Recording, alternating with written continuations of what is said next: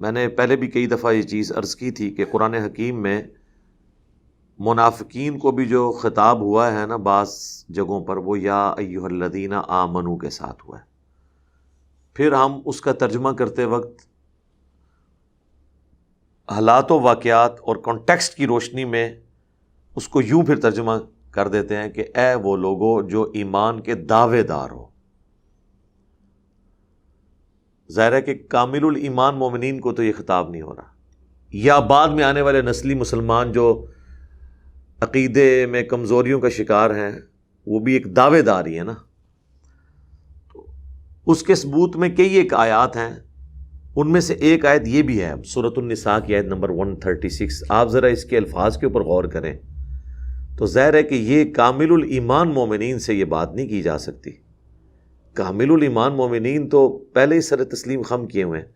یہ جو کمزور عقیدے والے مسلمان ہیں، یا وہ لوگ جو اوپر سے مسلمان ہیں اندر سے منافقین ہیں اور ان پہ اسلام کی سچائی کھل چکی ہے، اس کے باوجود دنیاوی منفعت کی خاطر وہ سامنے نہیں آنا چاہتے اور ڈرتے ہیں پبلک پریشر کی وجہ سے، انہی کو اس طریقے سے خطاب کیا جا سکتا ہے.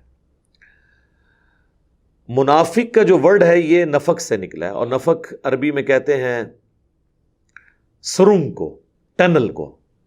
ریل گاڑی کی سرنگ تو ہم نے یہاں دیکھی ہیں، عرب ملکوں میں تو یہاں پہ بھی ابھی بعض جگہ پر کوہاٹ کے پاس ایک ٹنل بنی ہے جو روڈ والے راستے میں. اسی طریقے سے بعض جانور ہیں وہ ٹنل کھودتے ہیں زمین کے اندر، خرگوش ہیں، چوہے ہیں، تاکہ اگر ایک سوراخ کی طرف سے کوئی جانور ان کو شکار کرنے کے لیے آئے تو وہ دوسرے سے نکل جائے. ایسکیپ روٹ ان کے پاس موجود ہوتا ہے.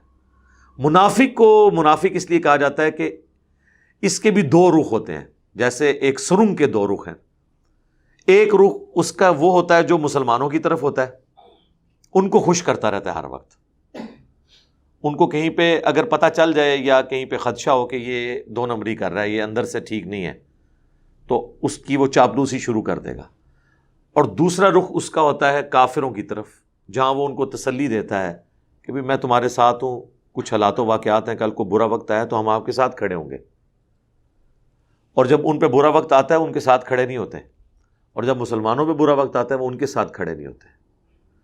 منافق بیسیکلی دنیا دار ہوتا ہے، بٹر فیکٹس آف لائف، جو تلخ حقائق ہیں زندگی کے، ان کو وہ فیس نہیں کر سکتا. جو تلخ حقائق کو فیس کر سکے وہ یا کافر ہوتا ہے یا مسلمان ہوتا ہے. اس لیے آپ دیکھ لیں ابو جہل نے اپنے باطل عقیدے کے لیے گردن کٹا دی، عبداللہ ابن ابی اس کے لیے تیار نہیں ہوا کیونکہ وہ منافق تھا، وہ کافر تھا. اسی طریقے سے مسلمانوں میں تو کئی صحابہ ہیں جنہوں نے اپنی جان لوٹائی ہے اللہ کی راہ کے اندر. تو اس لیے منافق جو ہیں اللہ کے نزدیک کافروں سے بھی بدتر ہے. کافر پھر بھی کسی بنیاد پہ کھڑا ہے، غلط نظریے پہ ہی صحیح، لیکن ایک جگہ کھڑا تو ہے نا. اور کافر مسلمانوں کے لیے زیادہ خطرناک نہیں ہوتا. کیوں؟ اس لیے کہ اس کا کفر عیاں ہے. منافق اس لیے ہمارے لیے نقصان دہ ہوتا ہے، اہل ایمان کے لیے، مسلمانوں کے لیے، کہ وہ اوپر سے مسلمان ہے، لوگ اسے مسلمانوں کی طرح ٹریٹ کر رہے ہیں اور اندر سے وہ جڑیں کاٹ رہے ہیں. آج کی ڈیٹ میں ہم کسی کو منافق کہہ نہیں سکتے.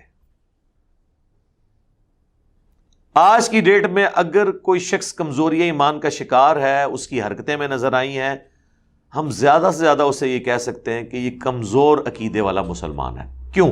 وہی کا سلسلہ ختم ہو چکا ہے. دل کی کیفیت تو اللہ ہی بتا سکتا ہے نا.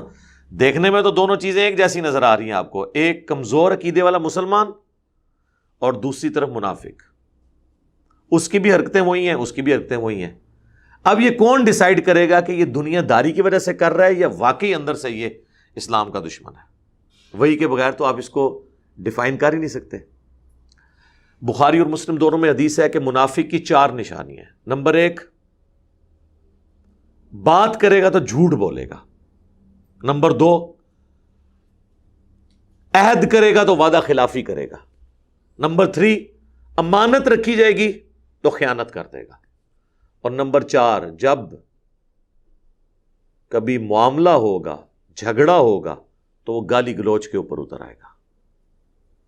اب مجھے بتائیں ان 4 میں سے کون سی ایسی نشانی ہے کوئی ایک نشانی جو کوئی مسلمان دنیا میں دعویٰ کر سکے کہ میرے ساتھ ایسا نہیں ہوا، الا ماشاء اللہ.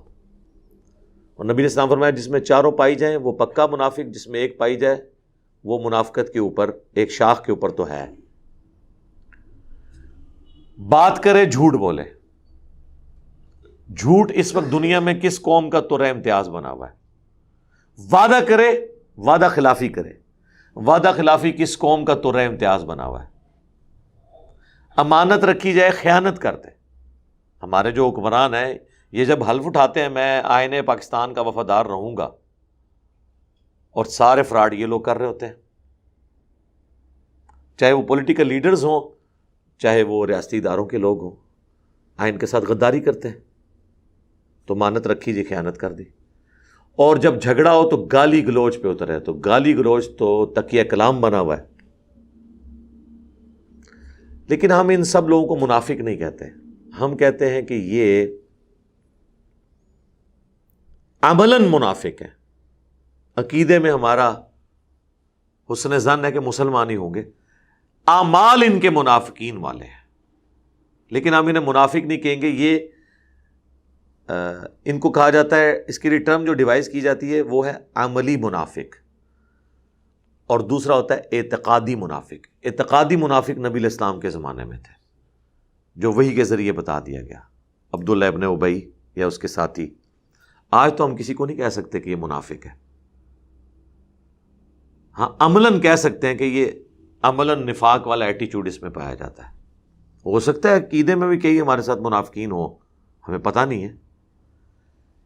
کئی امام مسجد اور خطیب اور مفتیاء پاکستان میں نہیں پکڑے گئے جن کے ختنے بھی نہیں ہوئے تھے، وہ را کے ایجنٹ تھے.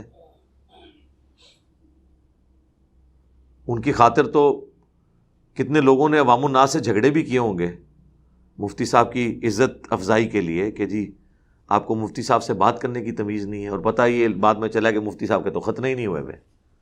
یعنی وہ ہندو تھے، مسلمان بنے ہوئے تھے اوپر سے. تو وہ آج کی ڈیٹ میں جب تک ایون ختنے بھی چیک ہو جائیں پھر بھی وہ کنفرم نہیں ہے، ختنے کرا کے بھی آ سکتا ہے کوئی ایجنٹ. تو آج کی ڈیٹ میں آپ یہی کہیں گے کہ عملاً منافق ہے. یہ اعتقاداً تو ہم نہیں کہہ سکتے. عملاً تو مسلمان بھی کافر بھی ہو سکتا ہے. ایک عملی کافر ہے، ایک اعتقادی کافر ہے. اعتقادی کافر جس طرح ہم کہتے ہیں ہندو ہیں، عیسائی ہیں، بدھسٹ ہیں، یہودی ہیں، یہ سب. لیکن عملاً کافر تو قرآن حکیم میں اللہ تعالیٰ نے فرمایا وَأَقِيمُوا الصَّلَاةَ وَلَا تَكُونُوا مِنَ الْمُشْرِكِينَ، اور نماز کو قائم رکھو اور مشرکین میں شامل نہ ہو جانا. اور صحیح مسلم میں 246 نمبر حدیث ہے، بندے کے کفر اور ایمان، شرک اور ایمان کے درمیان فرق نماز ہے. جو نماز نہیں پڑھتا وہ عملاً کافر ہے. کیوں؟ اس کا عمل کافروں والا ہے. وہ کافر ہوتا ہے جو نماز نہیں پڑھتا. مسلمان تو نماز نہیں چھوڑتا. جامعہ ترمذی میں شقیق تابعی کا قول ہے کہ صحابہ اکرام علیہم رضوان تارک الصلاح کے علاوہ کسی کی تکفیر نہیں کرتے تھے. جو نماز نہیں پڑھتا تھا اسے وہ کافر سمجھتے تھے. یہ کتنا سینسٹیو ایشو ہے. لیکن آج کی ڈیٹ میں جو کلمہ پڑھ رہا ہے اب ہم اسے کافر نہیں کہہ سکتے چاہے وہ نماز نہ بھی پڑھتا ہو. ہم یہی کہیں گے سستی کی وجہ سے نہیں کر رہا. اب اللہ کی مرضی اسے معاف کرے یا نہ کرے یہ تو اللہ کی مرضی ہے، ہم تو نہیں ڈیسائیڈ کر سکتے آخرت کا معاملہ. لیکن اسے بتائیں گے بھائی عملاً تم کافر ہو، تمہارا عمل کفر والا ہے. اللہ کی مرضی کسی کو چھوڑ دے کسی کو پکڑ لے، وہ اللہ کی مرضی ہے. خیر یہ پیورلی ٹیکنیکل بحث ہیں. علماء عرب نے تو فتویٰ دیا ہے کہ جو بندہ سرے سے نماز نہیں پڑھتا وہ دار اسلام سے خارج ہے. اس کا جنازہ بھی نہیں پڑھا جائے گا، اس کو کوئی مسلمان بچی بھی نہیں دے سکتا. وہ جسٹ لائک ایتھیسٹ ہندو اور بدھسٹ ٹریٹ ہوگا. علماء عرب کا یہ فتویٰ ہے. آلموسٹ یہی فتویٰ امام شافعی، امام احمد بن حنبل کا ہے. اس میں سب سے لینیئنٹ ویو امام حنیفہ کا ہے. وہ کہتے ہیں ایسا شخص قید کر دیا جائے جب تک کہ وہ دوبارہ نماز شروع نہ کر لے، ادروائز اس شخص کو آزاد گھومنے کی اجازت نہیں ہے. علماء عرب میں سے شیخ البانی ایک ایسی پرسنالٹی ہیں جنہوں نے اس معاملے میں بخاری اور مسلم کی ایک حدیث کا سہارا لیا ہے کہ نبی علیہ السلام فرماتے ہیں کہ میں جب آخری دفعہ جہنم کی طرف جاؤں گا، بلکہ آخری بھی نہیں، یہ سیکنڈ لاسٹ ٹائم ہوگا، تو بڑی اللہ تعالیٰ حکم دے گا کہ جس کے دل میں رائی کے دانے کے برابر ایمان ہے اور اس نے زندگی میں صرف ایک ہی دفعہ پڑھا ہوا ہے لا الہ الا اللہ محمد رسول اللہ، اور اس کے علاوہ اس کے پلے کوئی نیکی نہیں ہے، اس کو بھی میں جہنم سے نکال کے جنت کی طرف لے جاؤں۔